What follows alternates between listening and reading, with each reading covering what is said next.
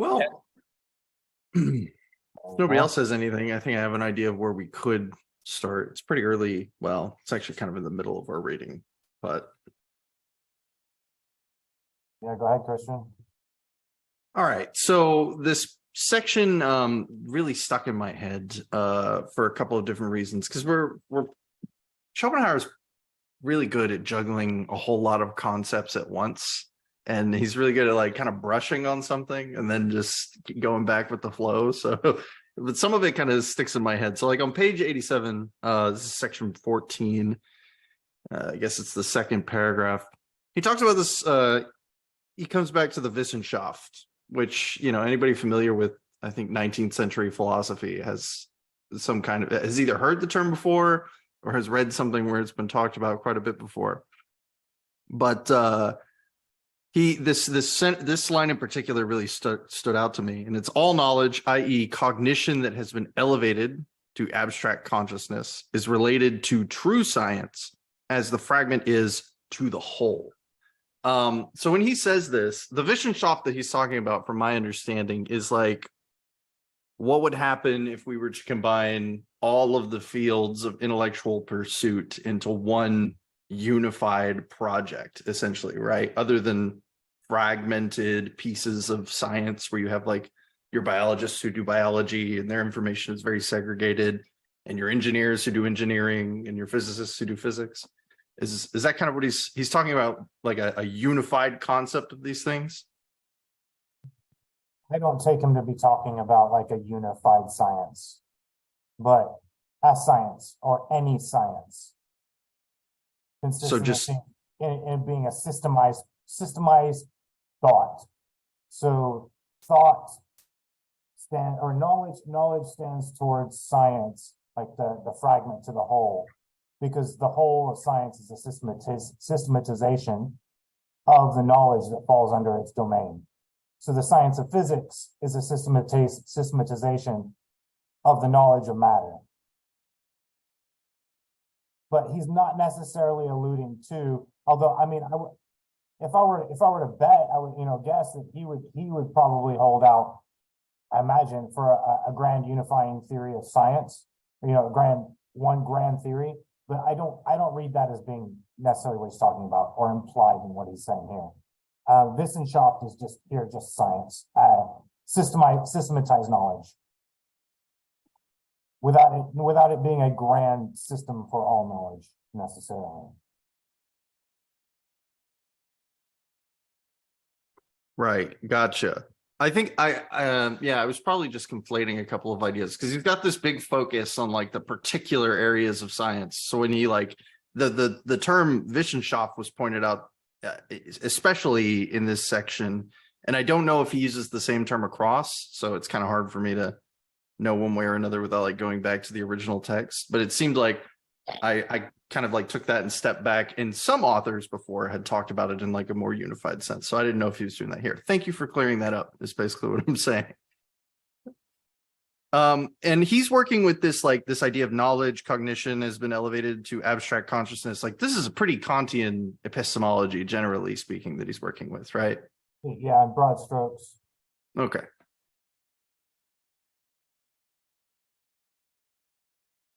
Cool.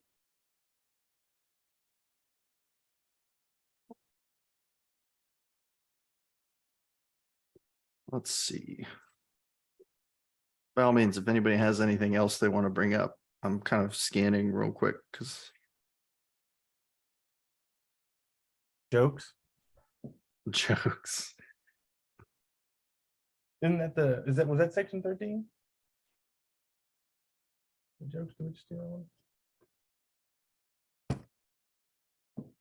I mean, I guess it's worth pointing out, though, this is the German Wissenschaft, so it's not necessarily limited to natural sciences.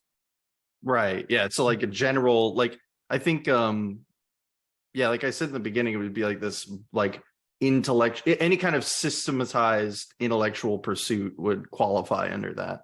Right. I mean, if you could imagine a science of poetry. Right. Then that's consistent with their usage of science. Gotcha. Yeah. Not exclusive to the natural sciences, like how we use it today.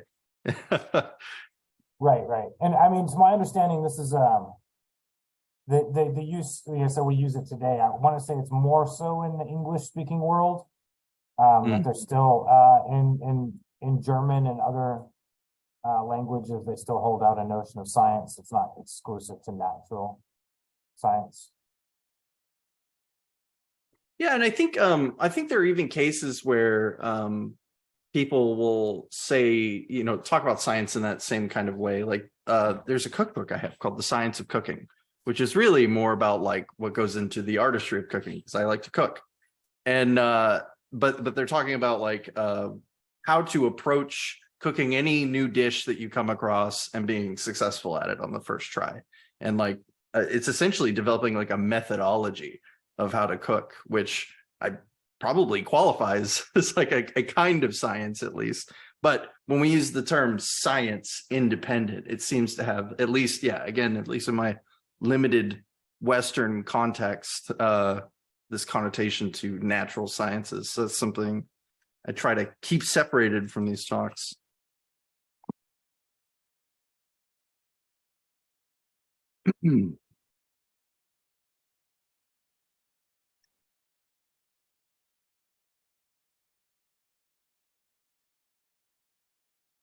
I don't know. Does anybody have any thoughts on like just at the very beginning? I probably should have started with this because I think it's pretty interesting. But this these last couple of sections we've been talking about, or Schopenhauer has been talking about the like the advantages and disadvantages to reason and the places to apply it and the places where it might not be very useful. Does anybody have any thoughts in particular on this? I didn't find anything that he said offensive or uncalled for, but in particular, but maybe somebody has some ideas on that. Well, I want to say it's like in general terms, it's, you know, I think you're right. There's nothing terribly offensive. I still inclined to think that he kind of overstates, or, you know, in particular, like he's got almost pages now where it seems like Euclid was useless, you know, and it's like, well, and I know he's not going that far, but he really is just so dismissive of proofs, you know, in a way that's like, I don't know, he's always, it's part of me, you know, again, since we start the text, you know, Schopenhauer's got an axe to grind. You can tell he's targeting this person or that person, and it's you know, half the time he's making his point negatively, as in, of course I'm not so foolish to say what, and then insert wise figure, you know, had said before. Right. And so it's like, what are you doing exactly? So I mean, I want to say there's a general point, right? Like I get it. I think to a certain point, proofs can be superfluous, where, you know, they can be somewhat mechanical and they don't really show you the inner reasoning why, but more a construction, communicable in through reason and proofs to other people. But I'm not willing to go like whole hog here with Schopenhauer and be so dismissive, you know, of this mode of reasoning. And then further, like in his descriptions, laughter. I mean, when you read his description of what causes laughter, you can think to yourself, well, okay, I can see how that would cause laughter. But would you go so far as to agree with him as to say this is all that laughter consists in? Because he goes that far. You know what I mean? Instead of saying like this is one of the things that goes into making people laugh, and we should look more into it. And perhaps I should write a book about the laughter and make a science of laughter. No, he's just, you know, he can make a science of laughter in 3 paragraphs. You know, it all consists in this essential principle with a few variations here. There you go. So, I mean, let me, you know, we could throw out the question: is are Rick and Morty examples of the use of wit, or the examples of the use of foolery, as in like a court jester would, you know, according to Schopenhauer? Probably a little both. I on the top of page 89, it's the second sentence from the top. A science is complete as science when its principles possess as much subordination as possible and as little coordination. And I know he thinks he's explaining, and then he invokes Plato, and Kant, getting to your point, Eric, about, identifying big people. But I don't understand what he means by saying a science is complete as a science when its principles possess as much subordination as possible and as little coordination, because it seems like that's a direct consequence of his criticism of Euclid. But I'm not. I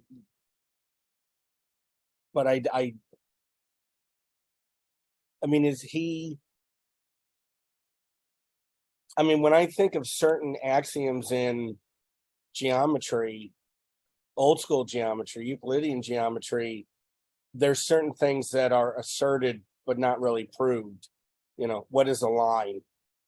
2 points. What is a this? It's a that. And there's certain axioms that seem to be foundational, which then you can infer from them, all these other geometric axioms, which to me sounds like, subordination.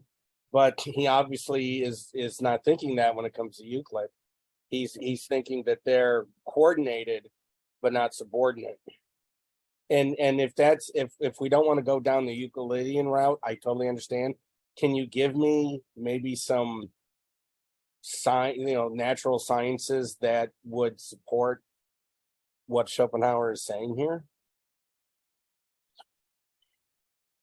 So, I mean, if I wanted to stop through Euclid, I might point out and say, these axioms that are the beginning of the Euclidean system. Between them, there is no, or they're only coordinated. There is no subordination between the axioms, and I think he paints a picture of physics as a kind of like ideal, complete science, and that it starts. We have if we want to set up a pyramid of its principles, right at the beginning, we have at the top we have a principle of sufficient reason, which. Just below that, we have the things that shake out from spatiality. And then just below that, we have the things that shake out from matter and cause, which are the same thing to Schopenhauer. And so there's an order of principles that we can then get down to very fine, principles of physics, when things are very, very, very small, then a whole new apparatus comes into play or what have you. Quantum physics doesn't apply to all of the bodies. Well, actually it does, but sorry. But more and more specificity in a kind of hierarchical structure, I think is the ideal. And I want to say maybe Euclid's not the best counterexample, but I want to say, like, if we can think of maybe sociology would be a good example of like kind of incomplete science. Is there a guiding principle? Perhaps there are theories in sociology that set up a hierarchy of principles where certain ones are subordinated to other, but within the field itself, I don't see any accepted first principles for sociology, or even contestation for first principles of sociology. It seems to me like a lot of sociologists are coming out and saying, well, this is also something that we need to think about. Where it fits in the hierarchy, whether it's, I'm not going to go so far as to say it's the supreme principle, but neither is it nothing. So a lot of the sociological theories that we might be reading and entertaining are more coordinated than they are in relations of subordination, relatively speaking, right? That's interesting, actually, that you brought up sociology, because I remember doing some reading for one of my courses that in the 90s, there was this push for, I think the theory was called like intentional action theory for sociology. And it was supposed to be, there's this big academic push to get like the capstone almost for the rest of the theories to bleed off of. But there were so many issues with it, with what it entailed or its lack of support, that nobody wanted to bite the bullet for it. but it seemed like they were keying into a criticism that Schopenhauer has of these incomplete sciences, where they're like, hey, we need to get this subordinate structure for this to be the complete science that we want sociology to be. That's really interesting. Yeah, I mean, sorry. The two things you both mentioned reminded me of did any of you ever read Thomas Kuhn, The Structure of Scientific Revolutions? I don't know if that's read anymore. And his idea of paradigm, which he may use that term in lots of different ways, but it did seem, and he made a distinction between paradigmatic sciences and non-paradigmatic sciences. And Christian, when you were talking about that one theory that was supposed to be the bedrock, it seems to me that sociologists, to use Kuhnian terms, wanted to have a paradigm that was accepted, right? And the idea that, well, think of astronomy, right? We went from the Ptolemaic to the Copernican view of the solar system. In fact, it's difficult to talk about planetary motion without having embedded in your statement a theoretical assertion, right? Solar system. So if that's interesting, if that's Schopenhauer's point, because that's he's got something that's really specific in terms of, for lack of a better term, types of knowledge or types of organizations of knowledge.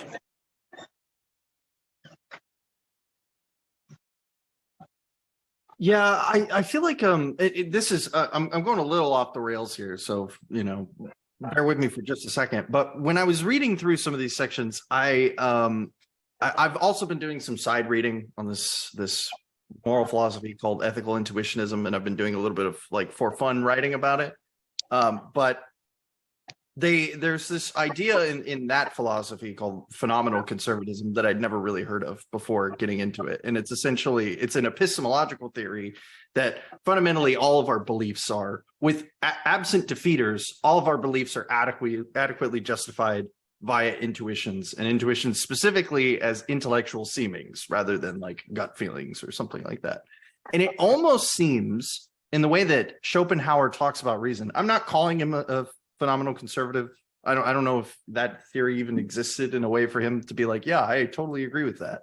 I just don't have the knowledge to do so. But I see a lot of parallels even in this science example, because it seems to be the case that Schopenhauer,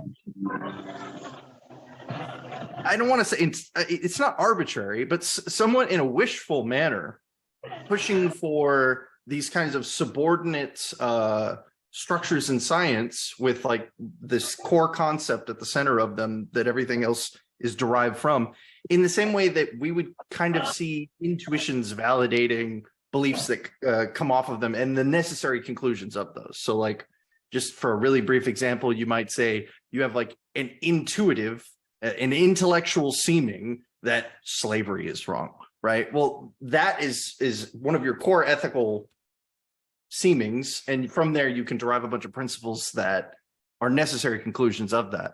And it seems to be that that's kind of what Schopenhauer is looking for here, especially with his relationship to intuitive, coming back to logic. The usefulness of logic is validating intuitions. So I'm wondering if there might actually be something there.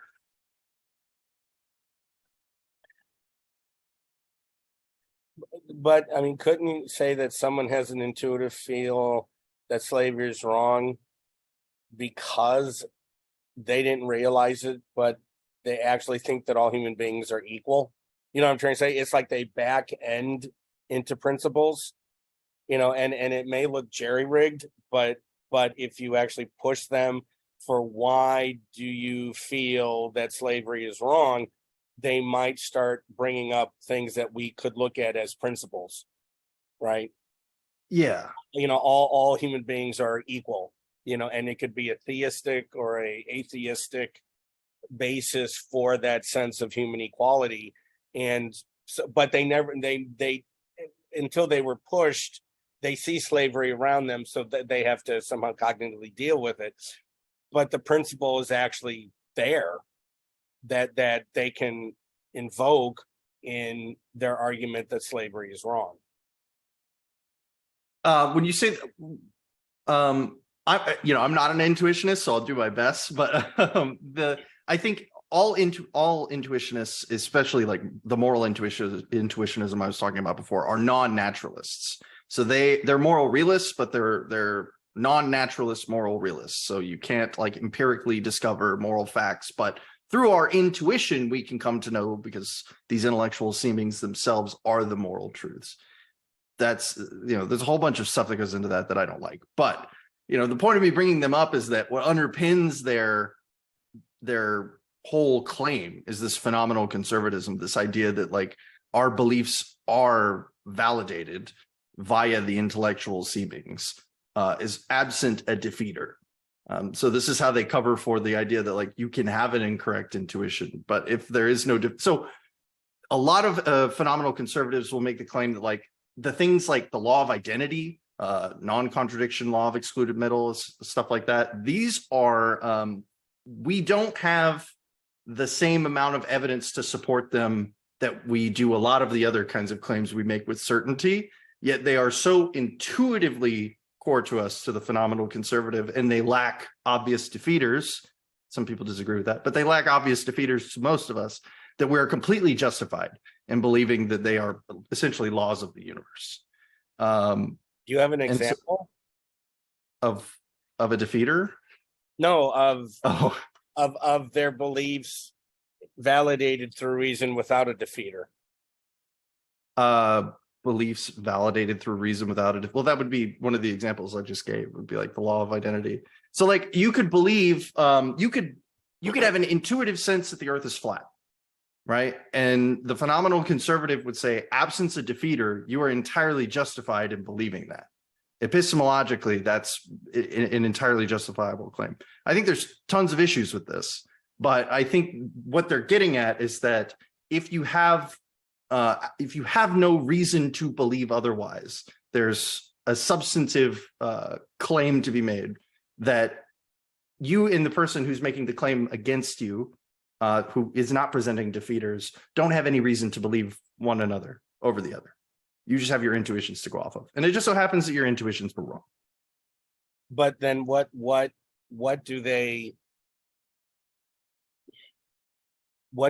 plays off their intuitions? You said what plays counter, off them? What I mean is you said like something that is not a counter. I apologize for not knowing the vocabulary. You said counter truth. I don't know if you use that phrase. Oh, I think I said to counter them, perhaps. Like you have someone who believes that the earth is flat, say they're, I don't know, a sailor in the 14th century or something. And then you have someone who believes it isn't, I don't know. And so they think it's round. They've got like a telescope. Yeah. They're weird. You would have an intuition based off of like your experiences and the fact that every time you go forward, you always go forward and you don't feel like you're curving, and all these other ideas create an intuition that you maintain that like the earth is this flat place.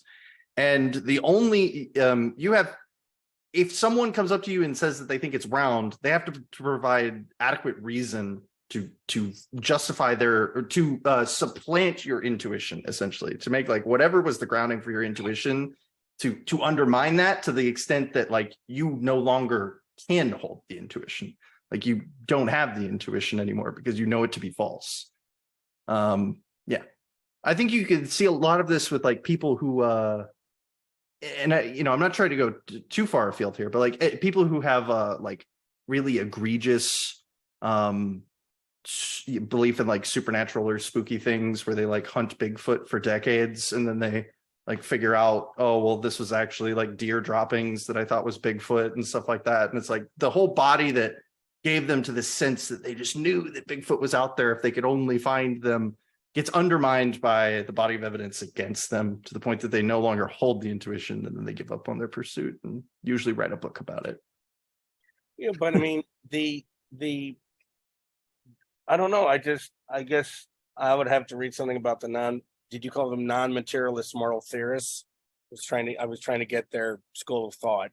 Yeah, they're called ethical intuitionists, but the category of them is non-naturalist moral realists. So there's nothing in the empirical world that you could ever find to justify morality, but nonetheless, there is an objective morality And how is that discovered? via intuition. But That's my it. intuition is different from you intuition. I see inequality throughout human history. Therefore, human beings are not equal. You could have that intuition if you wanted to. You would just then have to evaluate. Like, the phenomenal conservatives are totally fine in saying that some people have wrong intuitions. They're totally willing to accept that. Like Big of them. right, because it's obvious. Like for them to say otherwise is. I mean, there's tons of issues with this theory. I don't want to make it sound like I'm going to bat for them. I'm just trying to draw kind of like a point of interest of a similar point between how Schopenhauer is kind of looking at underpinning these different systems of knowledge, and how phenomenal conservative seems to believe that there's this meaningful connection between our intuition and what can constitute the grounding for knowledge claims. So the way you described this version of moral intuitionism seems to substantiate your point. Because the section where Schopenhauer is talking about the development of astronomy, right? Perfectly justified in seeing the world this way until the reason shows us that our that still, and the point he's making in this section is that reason didn't take us away from our intuition. That the first theory was consistent with our intuition. The second, the expansions or the development of the theory. In fact, I mean, to use Plato's phrase, save the phenomena better, right? So it's not that calculus launched us into Newtonian physics, right? Because Newton still had to apply his intuition. He just applied his intuition to physics using the calculus to save more phenomena than the prior physics had been capable of saving. I feel like that's consistent with the point you were making, Christian. I don't know if that complicates it.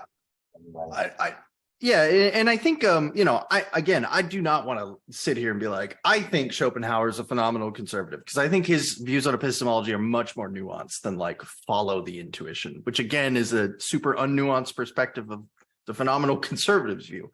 But there is a something that you don't see a lot in contemporary philosophy is this kind of giving some of the authority to and just to make sure it's clear, I know we covered Kant a few weeks ago.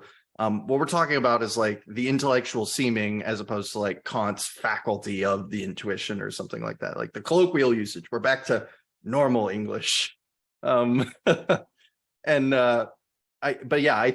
it's interesting that and this probably has quite a bit to do with the idealist roots that we're working in, where something like the intuition, the intellectual seeming, has significantly more gravitas because the empirical world that we're working in is going to be of the same cognitive realm that this intellectual seeming is from.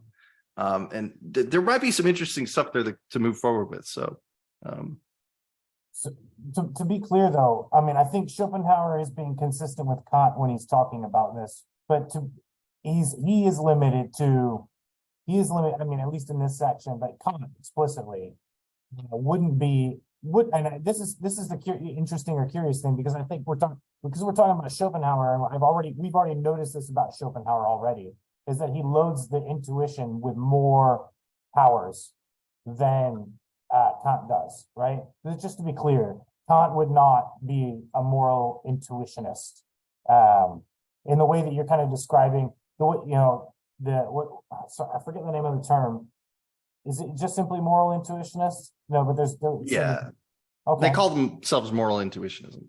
Okay. Yeah. So I could see Schopenhauer, the way he was describing physics, I could see him applying that to morals and also being a moral intuitionist, especially because he's added so much more powers to intuition, specifically for intuiting cause. And so I can see that relating to action. And so therefore we can look at a whole moral philosophy on this side, on the intuitive side, and divorce it entirely away from the conceptual. But just so we're clear, that takes us light years away from Kant. You know, Yeah. because for Kant, morality is not to be located in the intuitive, right? But in the conceptual. I think one of the issues with Kant is he locates it entirely in the conceptual, you know, which is why it falls down. And I still have misgivings about locating it entirely on the intuitive either, you know, on the intuitive side as well. But it is interesting. They're almost two complete opposite sides of the coin, if you think about it that way. Like most moral theories, I think, tend to take these two possible ideas of how we do ethics and kind of blend them together. Like there's a lot of moral theories take a lot of value in that icky feeling you get whenever, you know, you see people do what you genuinely believe to be wrong. Whereas if you are purely on the conceptual side, it doesn't really matter how icky you feel.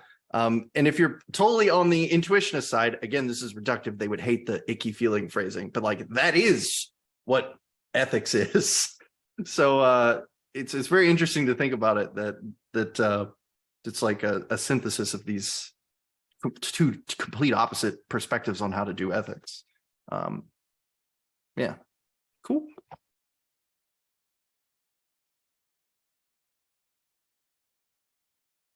I know we went on a long train there. I'm sorry, I didn't. I wasn't planning on going into a whole thing on it. Did you see Joey's question? So he's rejecting the Kantian basis in Eric's phrase, the conceptual, when it comes to morality, and it is intuition. Well, we haven't gotten to Schopenhauer's morality yet, but what I'm saying is that for Schopenhauer, the understanding we already have cognition at the level of intuition. We have intuitive cognition, and this already takes us away from Kant in a very important way. I want to say, by and large, still the framework, the idea, you know, the general framework that Schopenhauer is working with is Kantian, but it's not the case that he's only appropriated Kant largely and only made small changes. Because to me and to a lot of others, this is that's quite a substantive change, right? To locate causality and knowledge of causality through the intuition and have a whole category of intuitive cognition, where for Kant, causality is understood conceptually and not intuitively. It shakes out for the theory to create a different frame or different consequences. Can I just for an opinion, you know, like text in hand, I think we ought to take Schopenhauer at his word and believe him in all of his generosity, but or in his genuineness.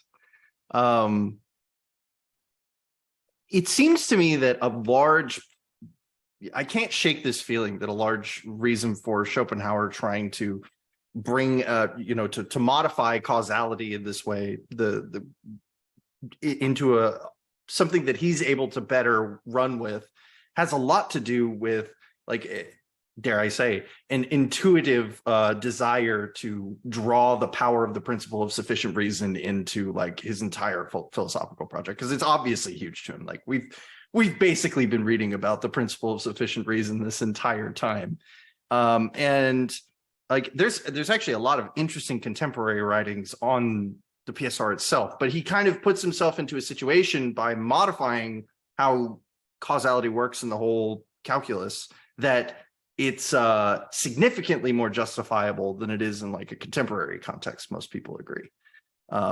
There's obviously lots of debate on that, but I'm curious, what do you think? Do you think that these ideas are related, or is it just, hey, whoa, whoops, now I have this PSR that I can use? I'm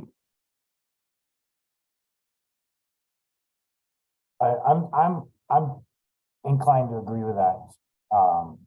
Again, just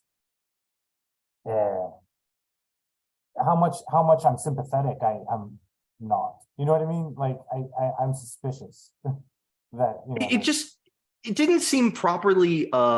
It was sold as like again, if anybody feels like I'm mischaracterizing this, I think this could be an interesting conversation. But I feel like Schopenhauer is selling his changes to causality in a way that it's like look at all these cool upgrades we can get if we do it this way instead, rather than this is why it must be the case that it changes. And that to me is completely different from how Kant is doing it. Kant is looking at what necessarily must be the case if these other things are true.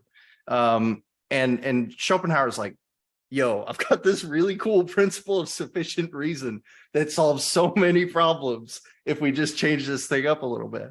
But maybe that's just me. Maybe somebody else has a different perspective. No, exactly that. I agree. I think he's streamlining Kant. But Kant argues apodictically, it must be by necessity. If this, then this, must be. Whereas a lot of this book already, it seems like Schopenhauer is saying, well, Kant said this. Kant was the first to point out this, and it was really good. But I can say it more simply. I can put it on a bumper sticker, baby. You know, like, oh, you guys have been working your way through this difficult book, and yeah, I mean, Kant was a little confused in the way he was writing and stuff. You know, he some really good stuff. Don't get me wrong, but you know, it's rather Baroque, you know, or Byzantine in its structure. It's really hard to get through and overly complicated. Let me fix that for you there, Emmanuel. I think you overly complicated this transcendental idealism here. And then just boom, it's all principle of sufficient reason.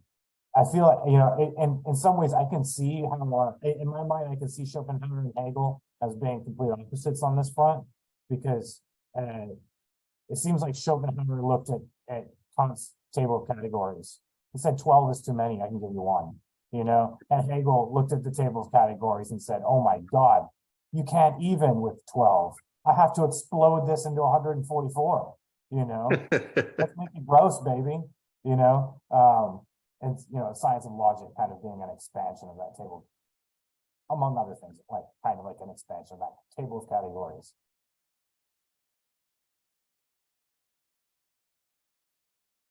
Well, I'm glad I wasn't the only one.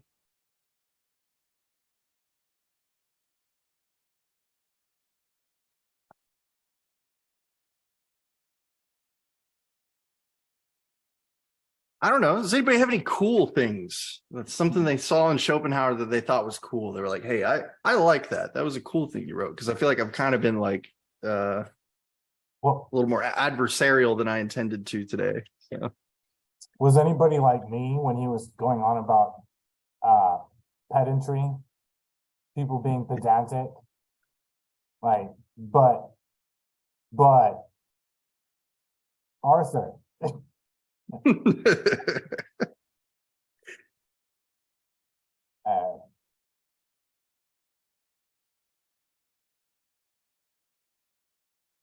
I will actually be right back. Sorry.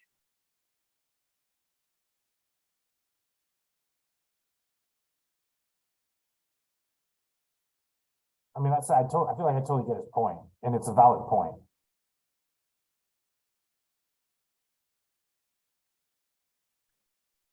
I'm sorry, the dog started to make noise. What did you think was a valid point? Oh, the small section where he's talking about pedantry and people being pedantic. Oh, I was just inclined to kind of like, you know, investigate whether Arthur isn't himself pedantic through, you know, much of the book, or interrogate that, you know. you're on a Yeah. first name basis with Schopenhauer. Well, Party baby, come on, get that pole out of your ass. Let's have a beer. You definitely got that. There's a section in the Fourfold Root where he just goes on and on and on about Hegel and all German philosophers, and it's pretty funny. But he's almost manic in the sense that he's just won't stop, just keeps droning on, and it's funny at first, but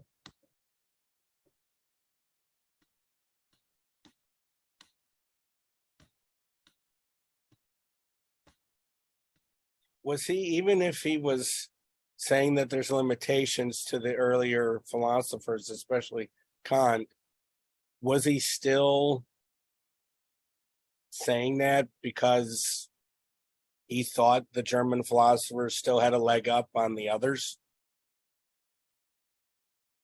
Yeah, I mean, I still read him as seeing himself as the proper, true heir of the critical philosophy that Kant inaugurated.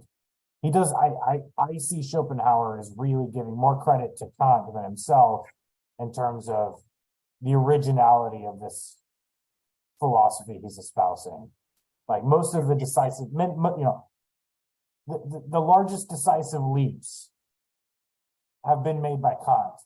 I'm coming along and correcting some things, because he was like the almost the first one to embark into this critical philosophy. So he's naturally going to get some things wrong, but of course, Fichte, Schelling, and Hegel have come along and tried to fix these things too, but they're dumbasses.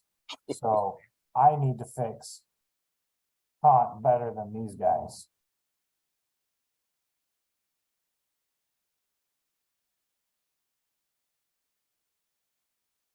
He was a student of Fichte, but I don't see that there's a whole lot owing to Fichte in this system. Although it does seem, it still seems pretty clear to me that there's a whole lot that owes to Kant.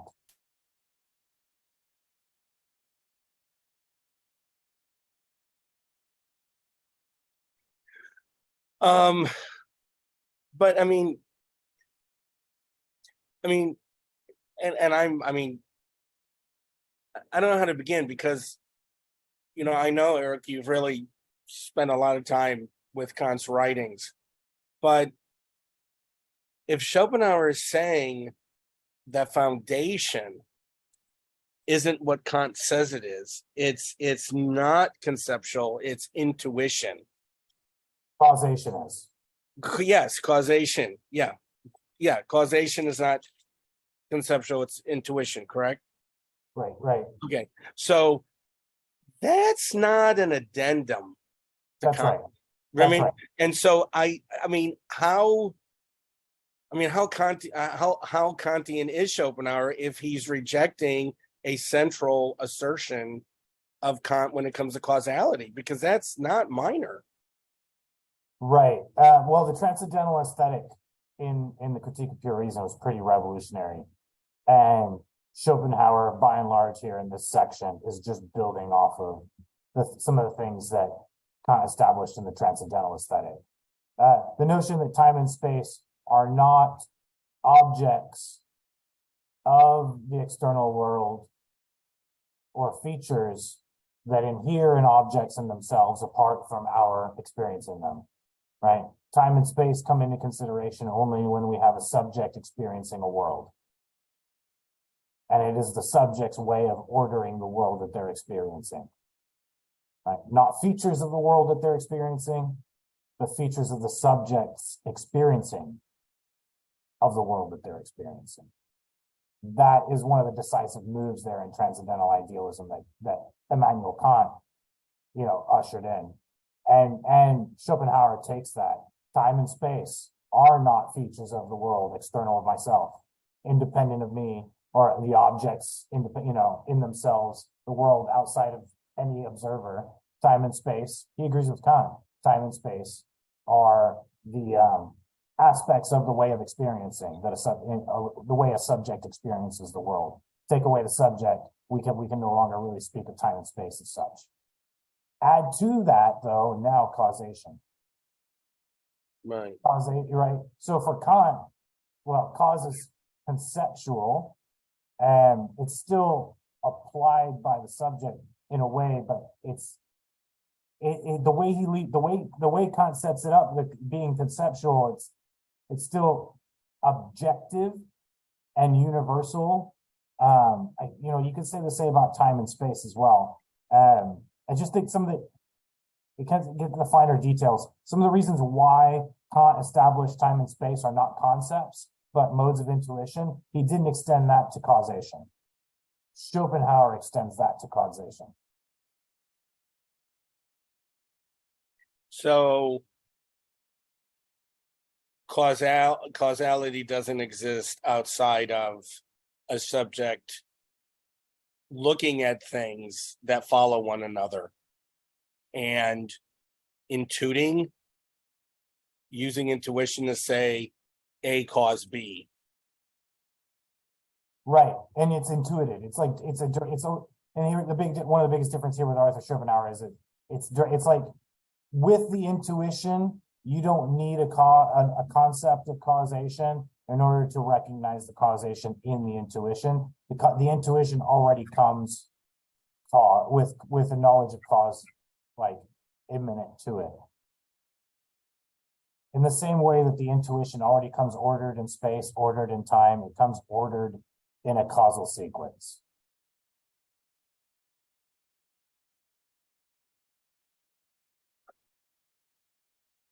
It's bundled in. Right. Got right. a discount. Right. Whereas with Kant, in order to perceive a causal event, right, you have to have intuition, give you the sensory input, but the concept of cause is actively applied by the knowing subject.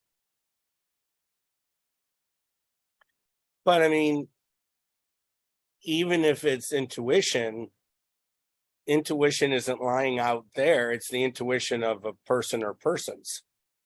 Right. But intuitions tend to be received passively, whereas concepts are applied actively. So on the Kantian scheme, right, we apply the concept of causality in order to make any sense of our world.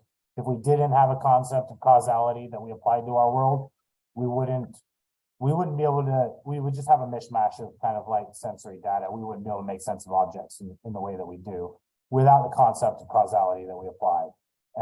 For Schopenhauer, causality never was a concept. It's already baked in the intuition. We receive already knowledge of causes, of causation, not exact scientific knowledge. It doesn't have to be specific. Like you could be mistaken here, I think, kind of alluding to Christian. You could be, you could see a fire and go, oh yeah, the arsonist did it again. Only this time it wasn't an arsonist, right? It was somebody left on the gas stove, right? So you could be mistaken about the actual cause, but you see a fire and you know immediately, without consulting your reason, right, that there must have been a physical cause.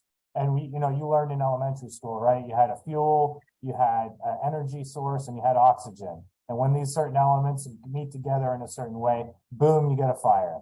You don't know. You may have been maybe an arsonist, maybe the gas stove. We don't know the exact proximate cause, right? But we do know the fire was caused.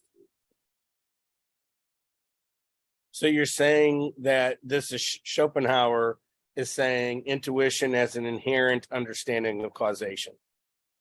That's right. That's right. And for Schopenhauer, it's relatively passive, as opposed to for Kant, it's relatively active. But couldn't this in the 20th century get you to the common sense philosophers, even though they're not going to use the word intuition? Hey, I know what I know, and I know a fire just doesn't, spontaneously combust. Well, wait, how do I know that phrase? Maybe it does. What I'm trying to say? I'm not denigrating Schopenhauer for what people might have done, 80 years, 90 years later, but the way I'm understanding this, he's using intuition, but couldn't other people say common sense? I don't, from what I'm reading so far, I don't think Schopenhauer would disagree too much. Common sense seems to give us quite a lot. And you could be led astray with some bad science or some, you know what I mean? The proofs, if you're given proofs that contradict with your common sense, there might be something suspicious about the proofs themselves. Just going off the section that we write here, I think he like a lot of philosophers would say, you start there saying, I know, I don't need to investigate. I know that the sun is out there and the moon is out there and I know the moon is bigger than the sun. I can look with my eyes. You know what I mean? Like, and just like I did there, right? You can illustrate rather simply that the things that we take immediately aren't necessarily where we should stop in our investigation, right? And I think that's a point Schopenhauer is making as well. But, you know, starting with something that you can immediately intuit as a starting point, as a relative place of certainty, I think that's one of the points that Schopenhauer is making as well.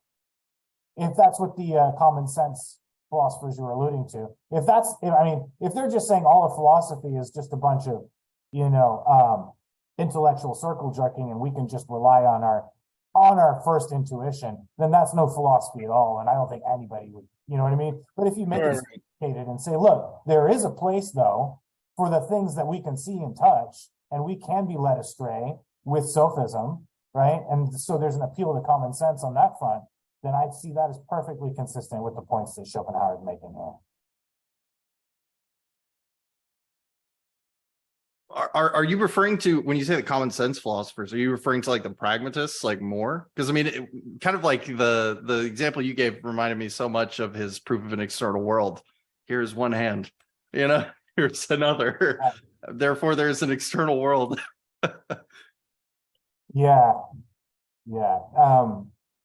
I don't know if that is like where we get the phrase hand waving, but ever since I read that essay by G. Moore, I see it as a form of literal hand waving. You know, up to this point, philosophers have really been perplexed about how to prove the existence of the external world. Here, I just did it. Oh, I mean, like, to my mind, you just did not. You just did a little hand waving towards the problem, to hand wave the problem away. Yeah. You know, not to digress too much, but I love how like 90% of that essay is him justifying that no, this technically counts as a proof, and like the actual proof is like 2 or 3 paragraphs. Right. But when you were talking, Eric, about the hand thing, I'm sure you've heard about this final exam in an epistemology class, that there's a bottle sitting at the table, and the question, the final exam question is, prove that there's not a bottle on the table.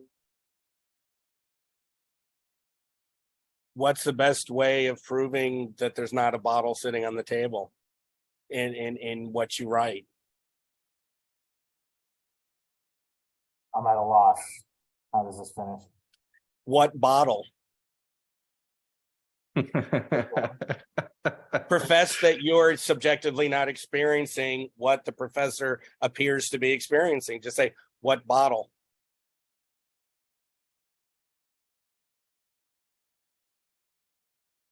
You know, there's a certain attractiveness to that, but the way I structured it, which I borrowed obviously from other people, is, but there is a bottle there sitting on the table.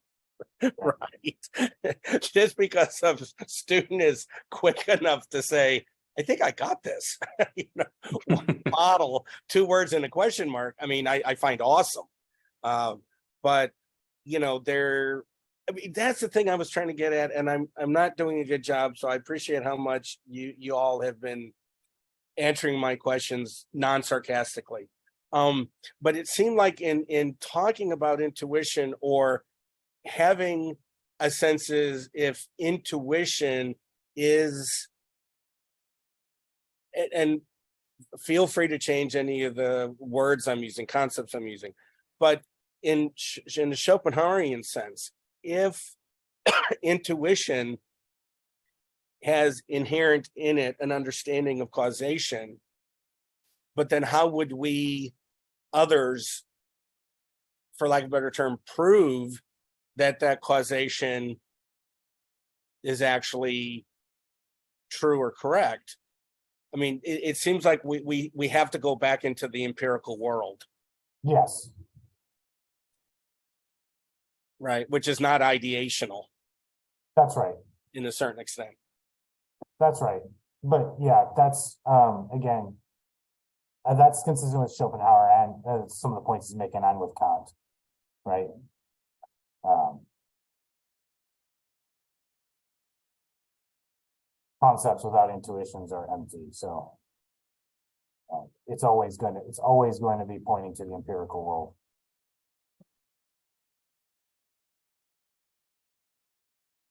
There is an interesting sense, though, where bundling in causality with the intuition makes it, and maybe I'm wrong here, but it seems to make it a significantly more necessary feature of all of our experiences of the physical world. Because there's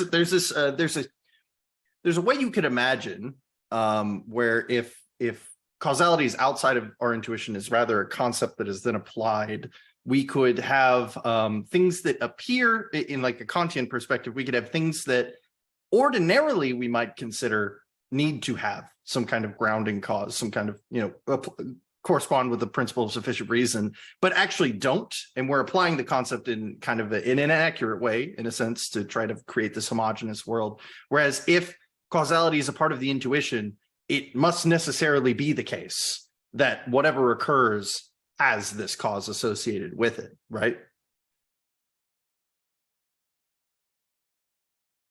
I would say, like with Kant, we still led to the same conclusion that everything you experience through your senses, you're led to the conclusion of by universal necessity that it was caused, that there was some cause for it, right? It's just how do you justify that total claim?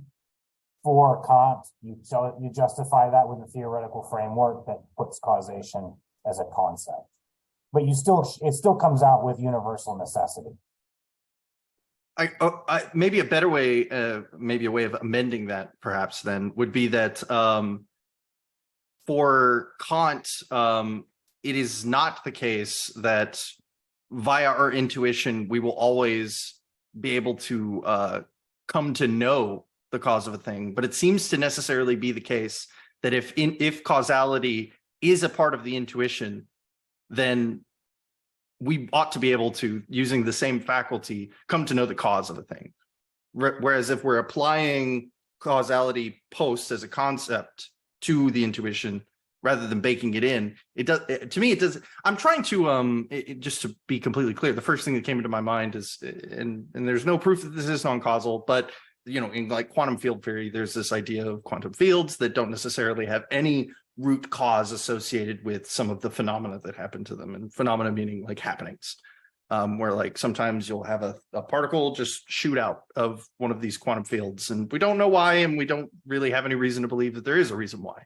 And so one way I'm thinking you could justify that under like a Kantian perspective is like, okay, well, we're seeing this thing happen, and the only reason we're really even using this language of particle shooting out of a quantum field or whatever is because we're applying this concept of causality to make sense, to make a homogeneous phenomenal world that we can experience, rather than if causality is a part of the intuition, then that particle appearing must have a cause, right? Oh yeah, either way, for Kant or for Schopenhauer, the particle appearing must have a cause. Okay, that's interesting. If it appears to you in phenomena, then it must have causal, explanation behind it. And I think that's, I don't know enough about quantum mechanics, but I feel like there's something behind the. It's totally disputed whether or not there is, plenty of people reject on its face that there is no cause for it. I'm just, right. Some kind of hidden variable theory or something like that. Some of Einstein's misgivings about, the early Copenhagen interpretation, I think is rooted in some of the same, right? And, like, for lack of a better term, intuition about what science should look like, right? If we don't know the cause, we don't know the cause. But to say that it is entirely uncaused seems to be taking us outside of the domain of science as we understand it. Well, and as Einstein understood it. Right. Yeah. And just while we're on the topic, I think I'm asking the same question a third time.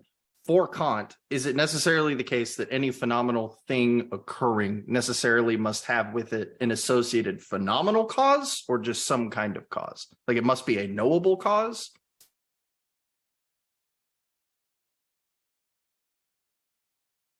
I would say so. Okay.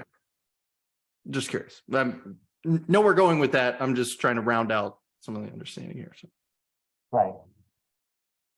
So yeah, broadly speaking, with Kant, you know, the world we experience through our senses is thoroughly determined by the laws of nature.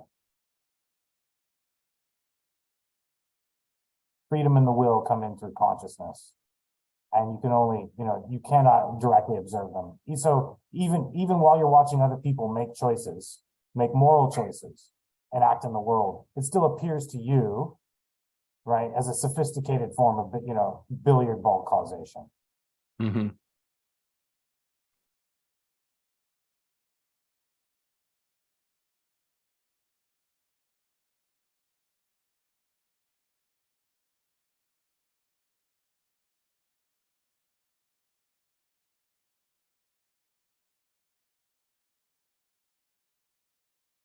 But Kant would, well, let me ask it instead of asserting it. Did Kant, but I would think that Kant made a distinction between laws of nature and moral laws. And so there would be freedom, even if it's a little f, in terms of human action, right? That's right. And then would that be Schopenhauer's position? I don't know. I think we have to wait till we get to the sections on the will. Okay. In the Kantian system, that's really like, we have, you know, pure reason, or the critique of pure reason, which is concerned with speculative or theoretical reason, which you could, you know, I usually put shorthand knowing facts of the world, you know, descriptive scientific, natural scientific explanations of the world. And then there's practical reason, which is answering questions about what do I do here? Why do I do that? You know, still appealing to reason, just not natural science, right? And in the Kantian system, the one side, if you stick your head all in theoretical reason, you're led into what he calls the antinomies. If you try to prove, this is what I was saying during Spinoza, right? Like, you know, we're arguing about whether free will is or is not, right? For Kant in the Critique of Pure Reason, this is two sides of an antinomy. You're trying to apply a theoretical reason to what is actually something about a practical reason, a form of practical reason, willing or being in the world activity. But our theoretical reason can never prove one way or the other whether we are free or not. The world appears entirely deterministic, but we sense ourselves to be free, and you can be logically consistent. And you can you can take a freedom side, you can take a fully determinist side, and you can never prove the other side wrong. He does the same thing with the idea of God. You can be thoroughly consistent and say God must exist. You can be thoroughly consistent and say God must not exist. And this is one of the things he's showing us in the Critique of Pure Reason. Is if you're trying to prove these things with this mode of reasoning, you're not going to get there. You're going to have two antithetical propositions which are equally plausible and can come up with an equally consistent system, right? So boom, limit to reason, right? We cannot prove the existence of a free will. We cannot prove we're free. So in the Critique of Pure Reason, he gives us a picture of the world where we can't prove we're free, we can't prove we're not free. And when we look at the world and the way it operates, it's all, in theory, explainable through determinations. When we look at practical reason, then we have to believe we are free. We can never prove it. We have to believe it, which is different. You know what I mean? It's not a scientific knowledge. It's more like a faith, right?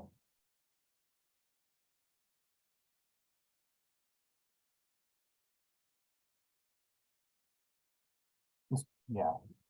I want to say Schopenhauer's fairly, I mean, one of the issues with the Kantian system that left, all the successors puzzled is how do we fit these together? Because these are all reason, and Kant insisted they're all reason.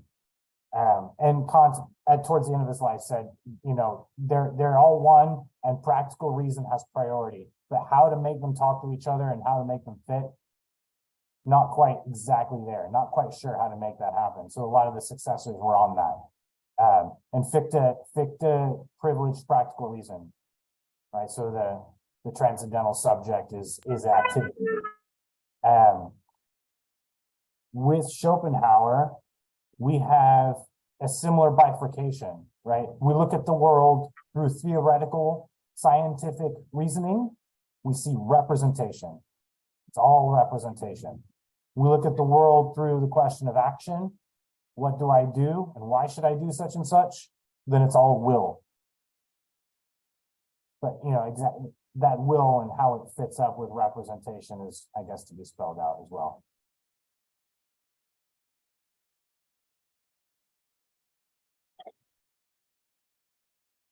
But there's a similar bifurcation in reason here.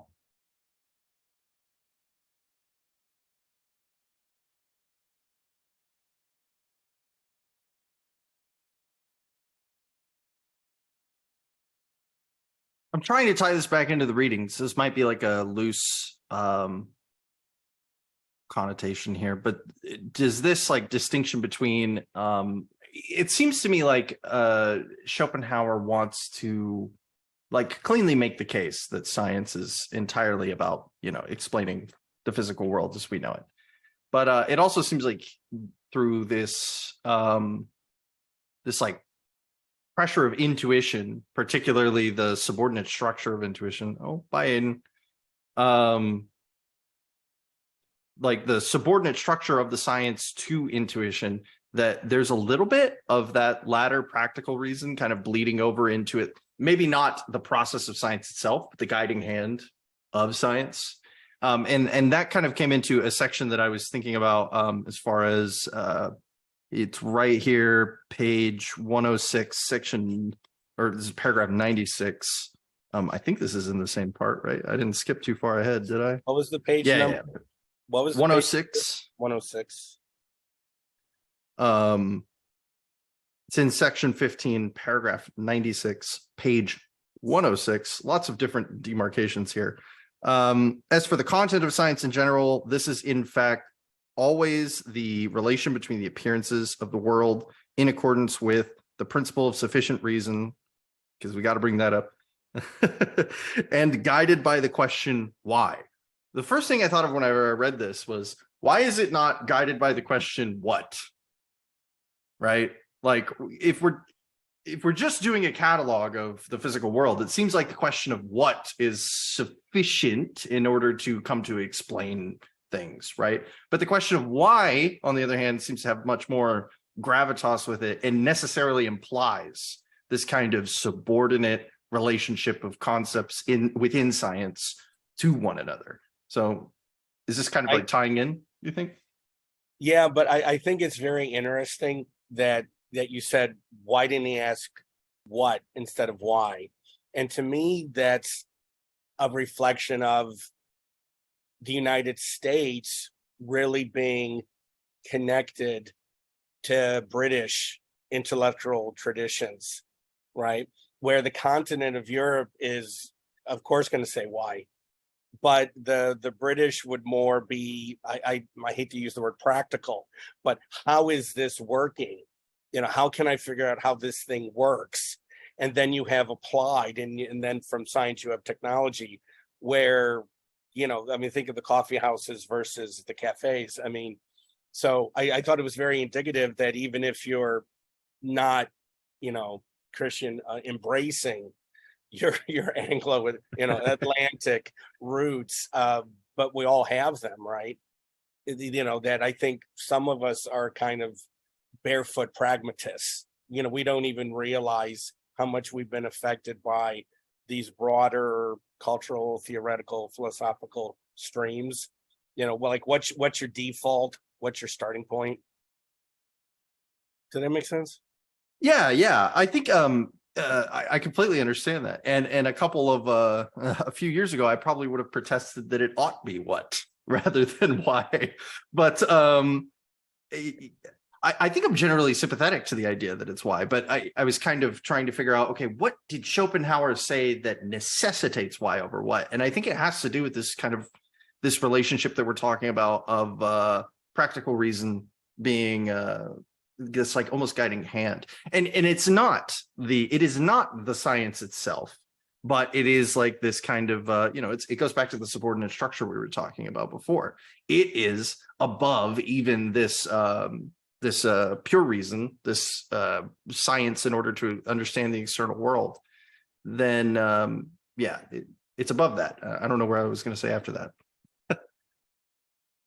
And sorry, I remember what I was going to say. It seems to be the case that this side of the practical reason is very important in the these intuitive aspects of establishing the hierarchies as the guiding hand itself. Sorry, that's what I wanted to say. Yeah, so I wanted to say the picture of science that he's giving us is largely plausible because it's intuitive. I hate to have to use that term, but you know what I mean. It fits with how most of us generally understand. There's a theory applied to systematized knowledge, building up theory, applying to our experiences, saving the phenomenon. But he does seem to be, very much a product of his times. And it's something you're kind of alluding to, is that already, right, when he's indicating that a science is complete, when it has the greatest amount of subordination as opposed to coordination, that is a value judgment, right? It's not necessary. There isn't a scientific foundation for that claim of scientific foundations, or scientific structure, right? That claim about the structure of a scientific theory is grounded in what exactly, right? Particular normative claim about what thinking should look like, right? If it's going to be clear and organized and communicable.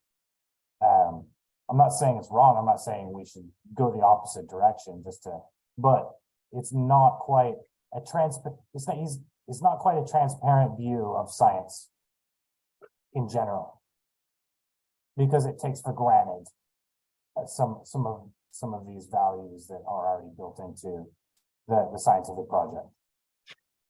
It's actually kind of interesting now that you've said that, like now you said it, put it into words that way, that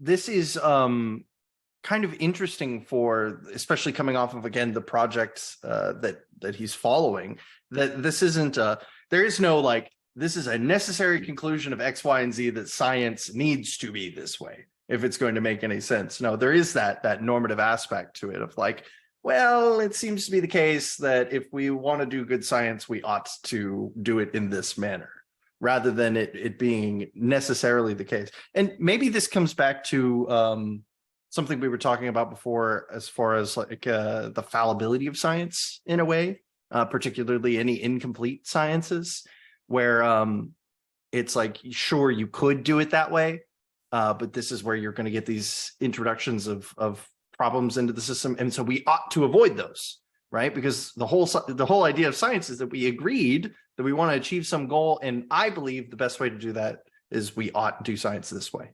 That's interesting. Yeah, there's Francis Bacon gave us a whole list of guiding values for the new, scientific revolution that he was helping usher in, right? It's not entirely objective and value neutral or value free, is it? Right. Right.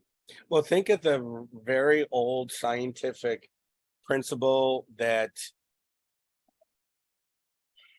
simpler answers are better than complicated answers, right? It's almost like an aesthetic judgment.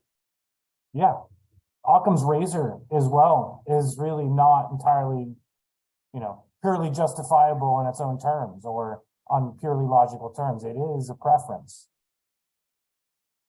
Yeah, there is no law for Occam's razor. There's no deductive proof where it must be the case. Actually, I think someone tried that now that I said it out loud, but I don't think it went anywhere. But It's not, it doesn't enjoy the same status as the principle of non-contradiction. right, right.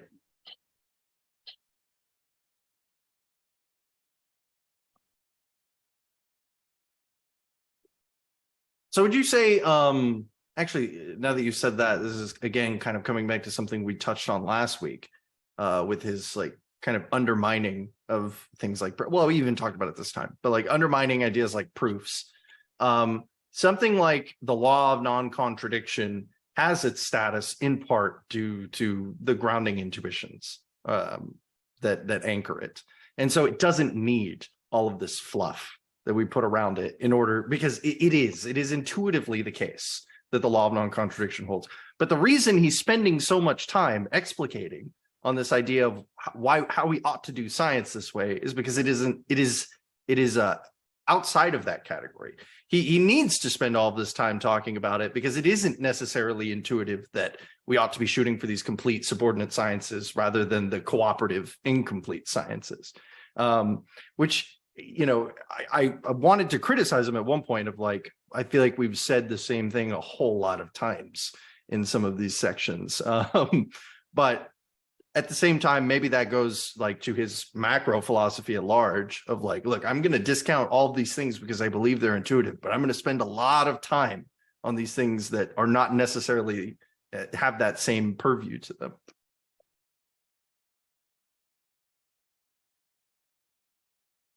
Well, wasn't this published in 1818? Or am I'm not sure of the or year. or am I giving it too early? Because my memory is that Schopenhauer died like in the late 1850s. The first edition was 1818, but Oh, okay. we are reading an edition that's been updated into just about his death in the later Okay. 50s. Well, but even as early as 1818, you know, it's not. I mean, look at the difference between Spinoza and Schopenhauer talking about different things. Look at how much science happened after Spinoza. You know what I mean? I mean, it wasn't just Copernicus's theory, which he only published as he was dying. And I'm trying to think of Galileo when he was using the telescope. Was he a contemporary of Spinoza, or does he come a little after in terms of seeing the phases of the moon and looking at Venus and all that? So all I mean is that there is a body of what you'd have to call science, right? By the time you get to Schopenhauer. And so maybe I defer to you and Eric, but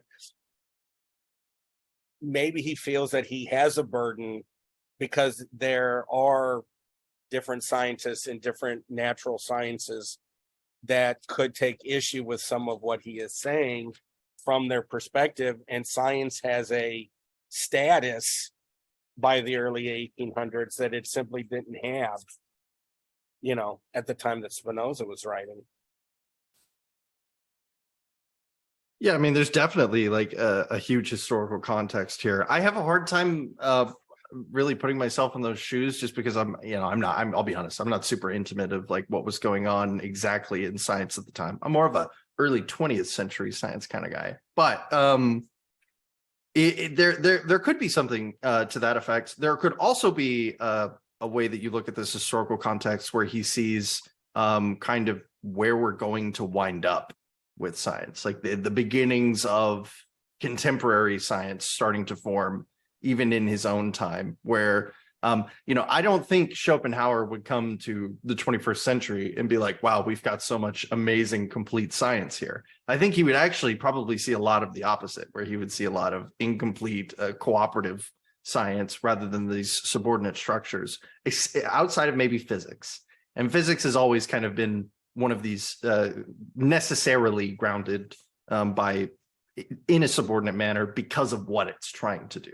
Is a very like focused goal. Whereas like biology, yeah, it's the study of life, but I mean, what does that mean?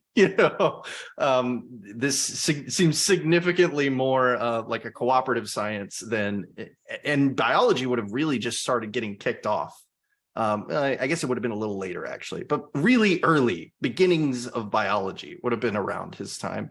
So maybe there's even some of that going on too, where he's trying to like put out a warning of like, hey, this is where I see science going, and I think we're going to go the wrong way. I would agree with that assessment too, Christian. The way he sets up the distinction between complete and he talks about subordination or as opposed to coordination. And if looking around at what we call sciences now, but we also most people today aren't Schopenhauerians, and we aren't. I don't even philosophically, right? Most people aren't as committed today to a foundation or foundations. The way that his system seems to be kind of committed to some kind of foundations. But nonetheless, I still think there's something to it. And again, it's thoroughly, the section we've been reading is him describing science, what science is, how it comes into being. And by and large, it save the, this very large detail about where causation fits in. It is still, to my mind, a continuation of Kant.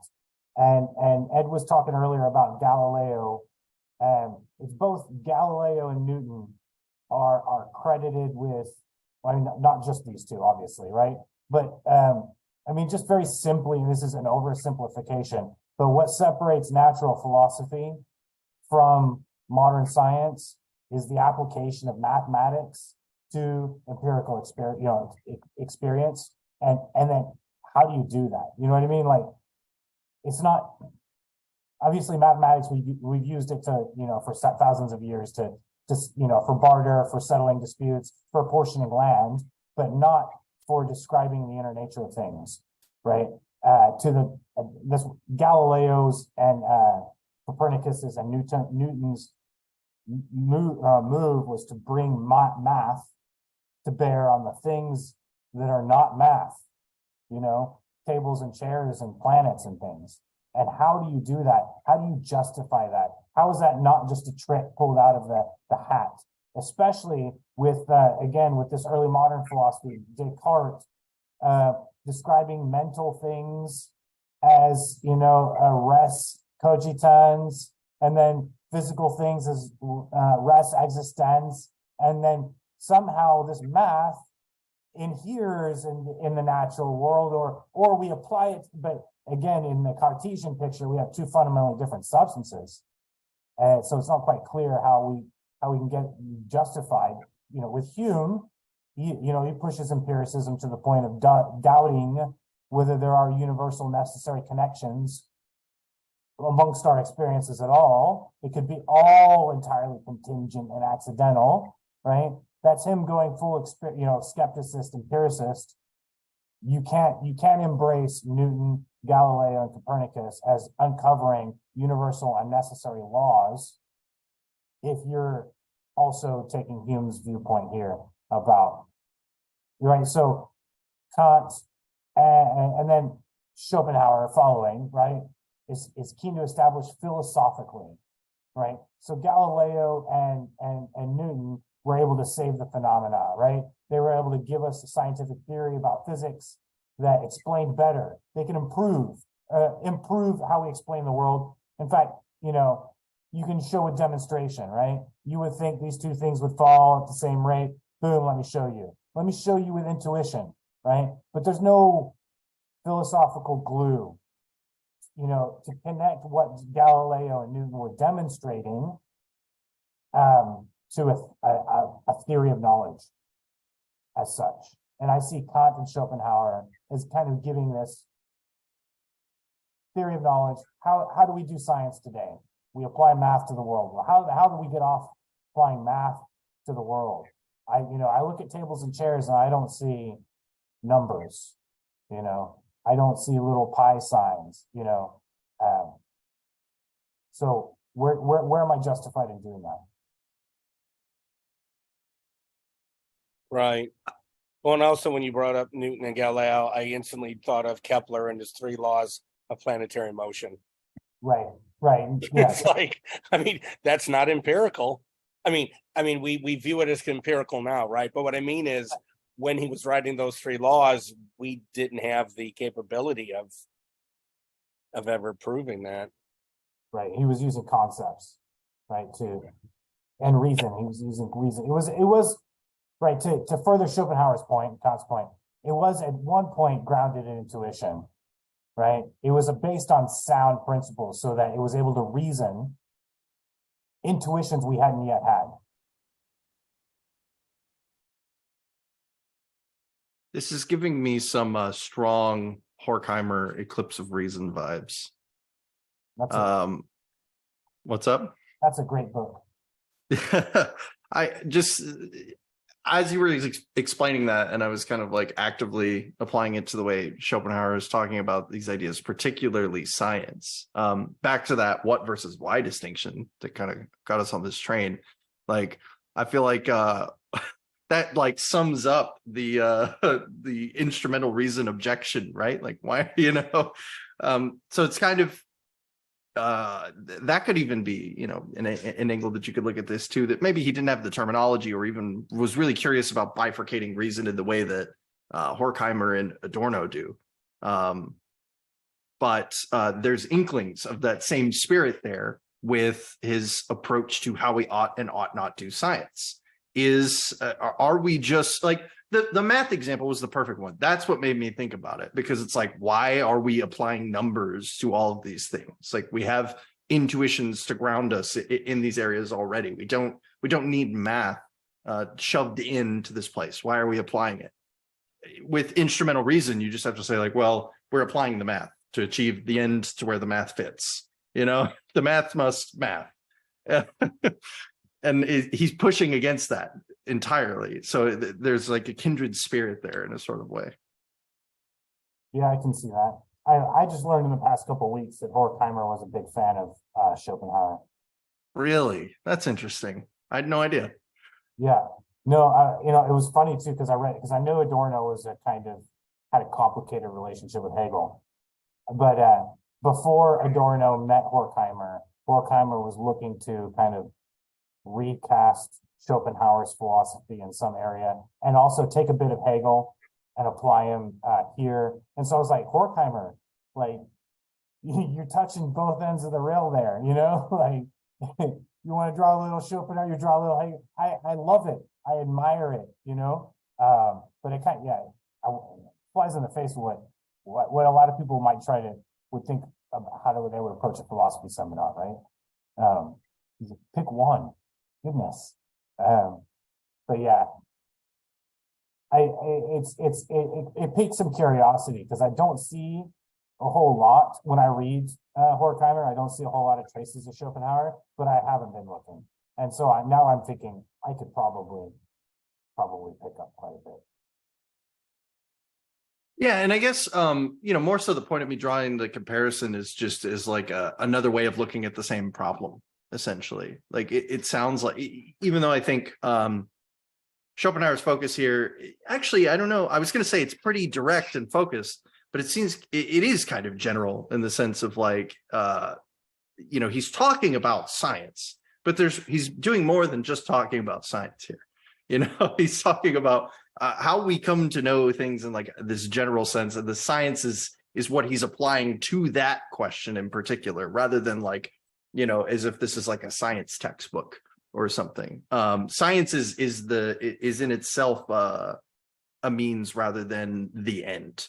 Like doing science for the sake of science. We're not doing science for the sake of science. Science is a mechanism. Hence why we get this normative ought question. It's not an empirical fact how we ought to do science. It's a methodology. So. Right. I think that's in agreement with a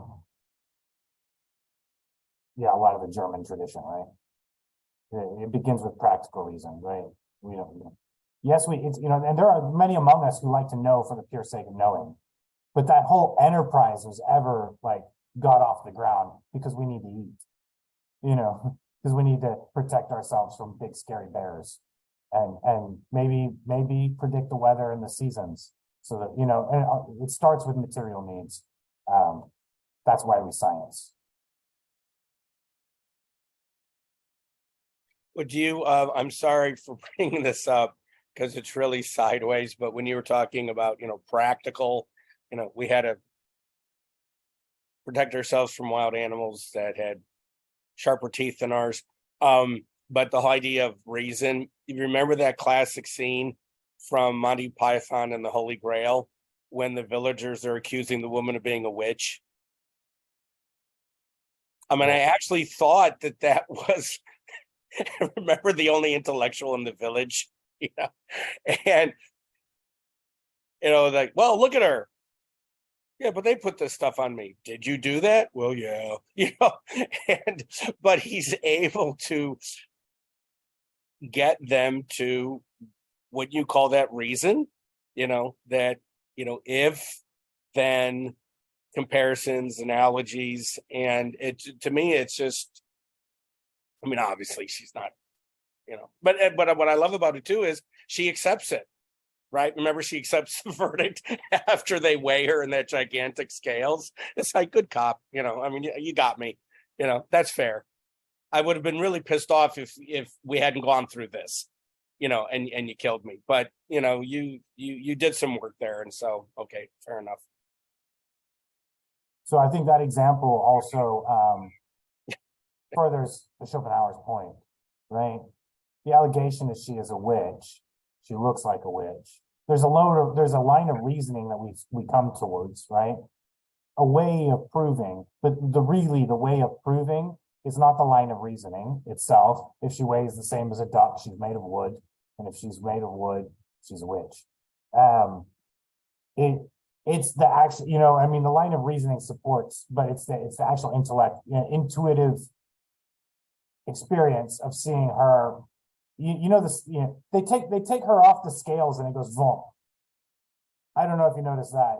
In that movie, there's lots of little things that happen when the focus is taken away, right? If you look off to the side, you'll see a woman beating cats, like in 3 different scenes in the movie. Right. When the focus is taken away, right? But if you look there, she gets taken off the scales, and they're immediately shown to be very bad scales, already weighted, right? But anyway, yeah, it's just the point that, in Schopenhauer's analysis, we can do all this proving and theorizing and reasoning, but it begins and ends with intuition. And she might have looked like a witch, but really it began and end with her being put on those scales, right? We need to see it with our own eyes that she weighs the same as a duck.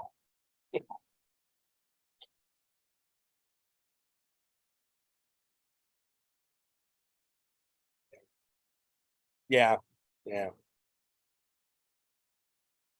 Well, I'm just happy that they didn't do anything to the duck. No, I'm serious. Do you know of how weird Puritan New England was? Weird in one way. A man was found guilty of having sex with a sheep. And so they was found guilty and they killed him, but they also killed the sheep. And the sheep was minding its own business. What was it, in high heels and makeup and lipstick? I mean, what? They corrupted the sheep. Yeah, the sheep corrupted the man. He was egging him on. Hey, you, I'm here and I'm got a lot of wool. I mean, come on. But yeah, it's actually in the records in these towns. They're criminal records. They executed the man and executed the sheep. Well, if they left it might have fleeced the whole town. Yeah, it might have been a town full of shepherds and one very fine looking sheep. Well, one very scared sheep. That's too much of a temptation. We can't have Dolly swinging around. Right. Man, people used to be really bored. Idle hands make the devil's workshop. What was that old phrase? Something like that. Yeah. Well, I mean, in the UK, the joke is the Welsh do it as all, Is the what? the Welsh love to, sheep shaggers. Oh, Mm. So it's accepted practice in Wales, is the joke in the UK. ah.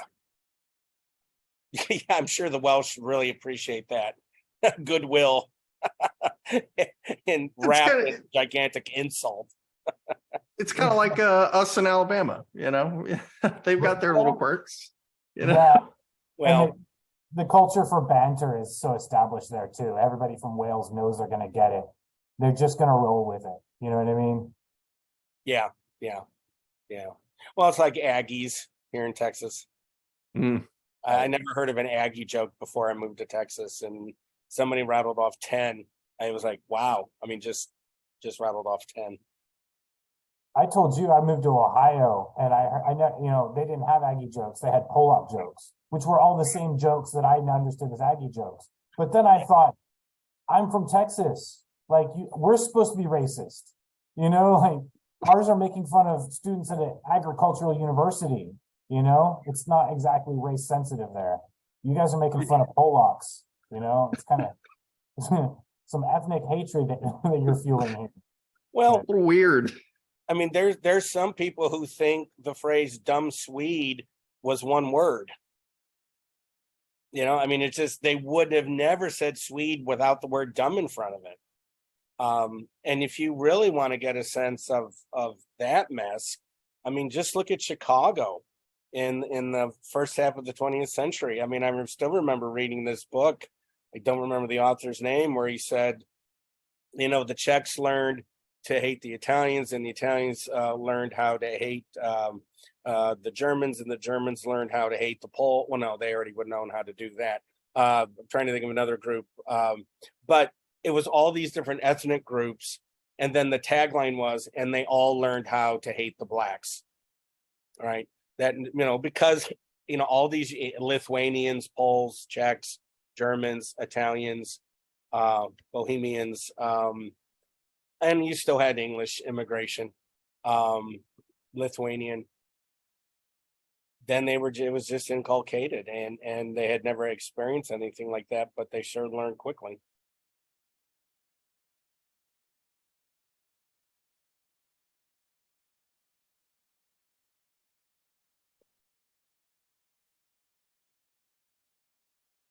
But think about that, Eric. I was just thinking, have you heard of this man? He's African American, and he makes a point of sitting down and talking to individual members of the KKK.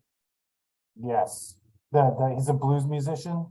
Is that yeah, I didn't know. Wasn't sure. Yeah. And it's, to me, he's remarkable because Totally. yeah. And then by the time they're done talking for like 3 hours, a man will say, yeah, the client's kind of stupid. Yeah, thanks. That's the way it's done. But I mean, at the same time, right? You can't demand that of people. That they No, put themselves in harm's way, right? no. But for those brave enough, that's again, that's how we deal with love. And again, with that, we talked about previous, right? This is I want to say Schopenhauer and Spinoza are on the same page, which is not the opposite page of Hegel and Adorno and others, right? Love is constituted through differences with Hegel, Adorno, and with Schopenhauer and Spinoza. Love seemed to be lightness. It seemed to be constituted through lightness and similarity. But anyway, just to kind of, yeah, for me, that guy is, he's doing the love mission, and healing, going, bridging across differences. What's Not the to eliminate the differences. Sorry, go ahead, Christian. there's a quote, and it's I'm probably gonna butcher it, but it's like the only effect more common from ignorance than inconvenience is hatred. And it's like there's such a real ability to other that which we have little to no experience with, that I think it's kind of remarkable what can happen to a person whenever they're forced to confront dare I say, reality. So Yeah, that's right. And Pat, it goes back to what you were saying earlier about in terms of the moral intuitions and things like that. perhaps some of these people have had some experiences with the defeaters. Right. In comes our blues musician as a kind of defeater. You know, like, you might not be wrong viewing the world the way you do if you've had the experiences that you've had. Let's add to those experiences with, I'm taking you out to lunch, baby. You know, you Yeah. and me, we're gonna go to Chili's, we're gonna have some burgers, we're gonna sit down and talk, right? That kind of thing. Yeah.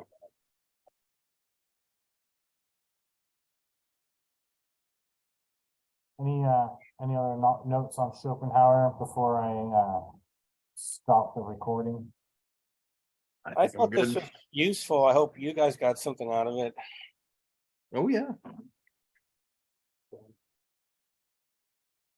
I liked discussing I liked all the avenues we went down. I think they were fun. It'll give me plenty of things to think about for the next section's reading too, going forward. I think we've got one more week on this book, and then starting the next one, we are into the book 2, the first run of the will. Ooh, the real meat and potatoes. Yeah, that's right. I mean, yeah, it's yeah. Like I said, up to a year, he's been kind of being, doing Kant, but with modification, right? I feel like the second book, we're just gonna like leave into further waters, if you like. We're not gonna not be able to see the Kantian shore from there. Yeah. We'll get our pitchforks ready, right? Yeah, sorry, I don't have anything else to say. I was just gonna say, Eric, if you have like 5 minutes, I have just a quick question for you after. Yeah, I can stick around with you. Thanks, everybody. Yeah. Okay. Yeah, Thanks. Good to see you guys. We'll see you next week. for sure, for sure. Take Should care. have that after this. So just to make it real quick. I'm pretty sure I'm an idealist now. And that's kind of an interesting new thing for me, Yeah. I mean, like, there's a whole story involved in that, and it's kind of funny how it wound up actually happening, which is like just me defending Kant to all of my materialist friends who didn't understand him. And then I was like, oh God, I'm defending him and I'm becoming convinced as I actively defend him. But the whole, I've started going through Critique of Pure Reason again, because I still have the main criticism I brought up in the 19th century class, that is like, I find all of this to be very plausible, but I am not sure whether his particular way he outlines it has convinced me enough that it is the case, right? What I wanted to ask you is, are you aware of any like contemporary idealists who kind of are moving in the direction of the Kantian project, or kind of picking up in that same theme? Or, what do we got? Who's this by? Sorry, I got to make this bigger. Yeah. Pull my notes out. Idealism. Transcendental idealism. Okay. So sorry, maybe this is the title. Transcendental idealism. I'm writing this down. Sorry.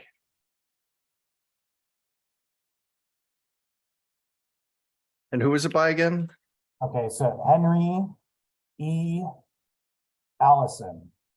Henry E. Allison. Got it.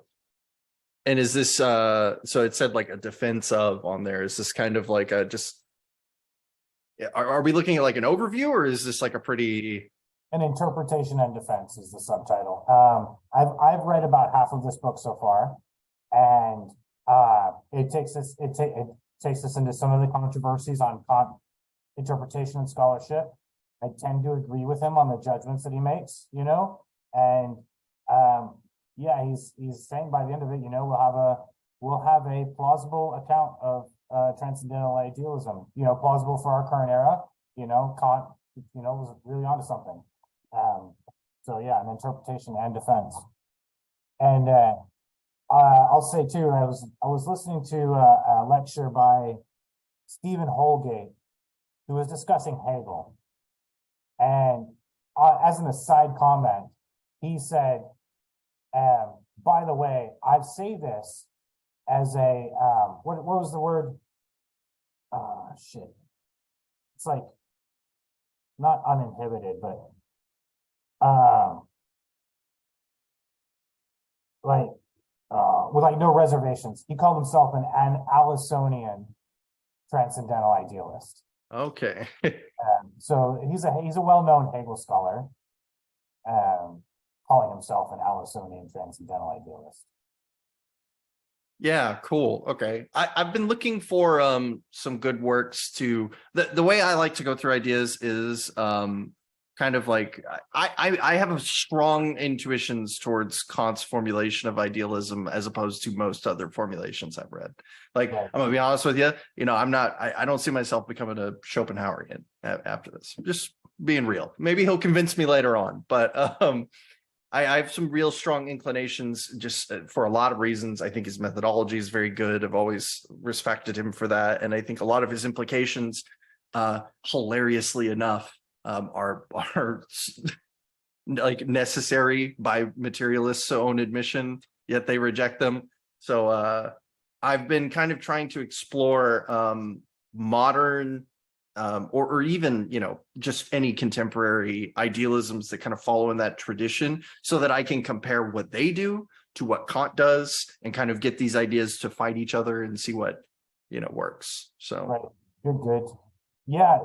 I would say like, also just throwing it out there, I haven't really like looked at the whole ideal, in terms of idealism and materialism, there's a lot of different takes, about how these are constituted. And so out of all of the philosophers, I read and love Adorno the most, and he's a Yeah. materialist. However, he's a materialist in the same way that Marx, Lukács, and others are materialists. It's not what vulgar materialist, Mhm.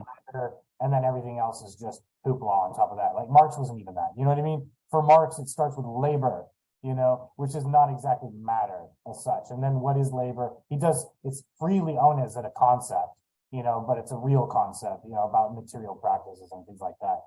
So when in contemporary debates about idealism and materialism, I want to say it kind of obscures the kind of idealism and materialism that's at issue in German philosophy, but I don't know how best to kind of make that case.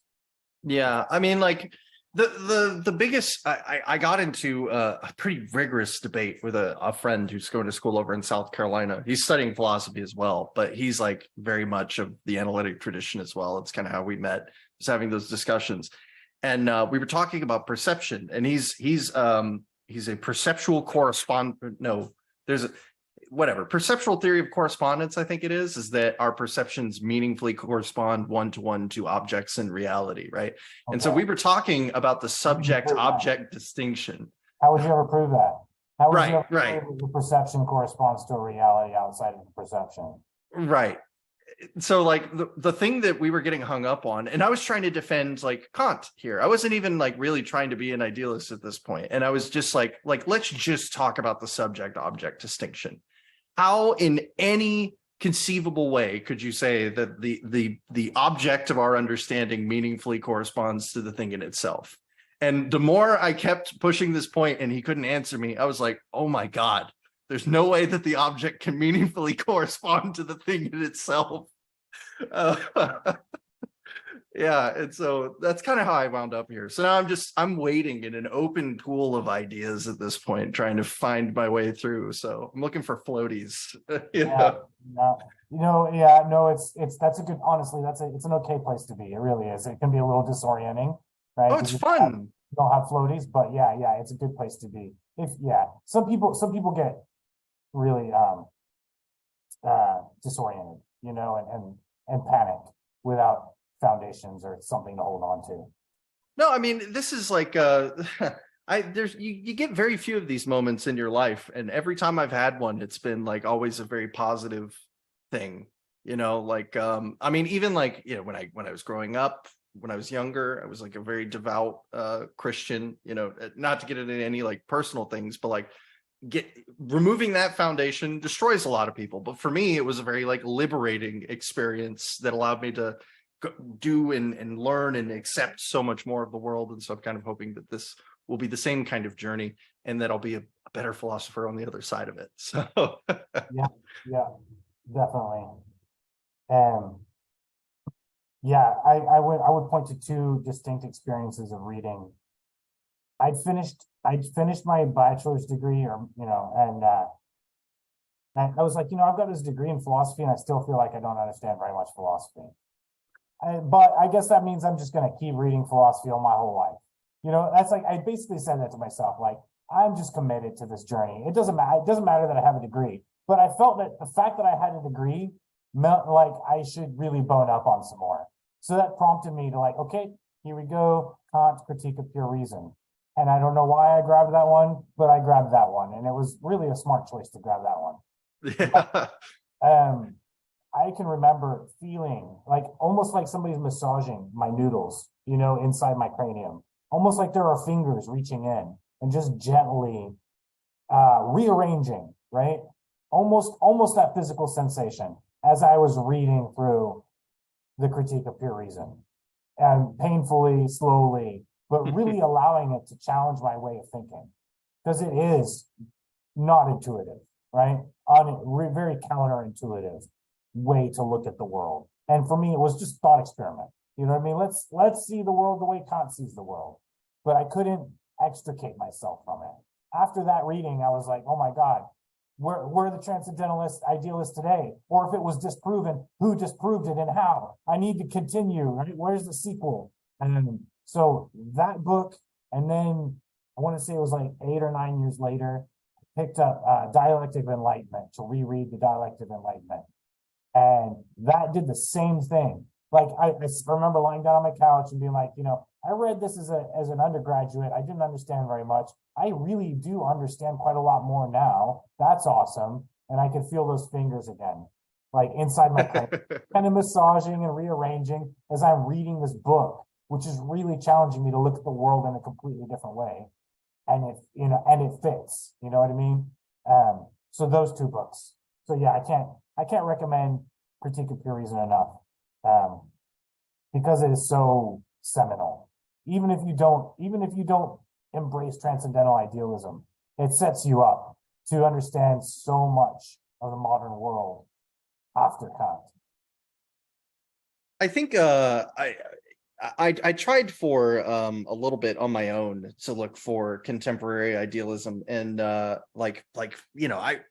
just kind of like what you said. I assumed like, okay, well, someone else has to have like picked up Kant's torch in that same kind of method and ran with it.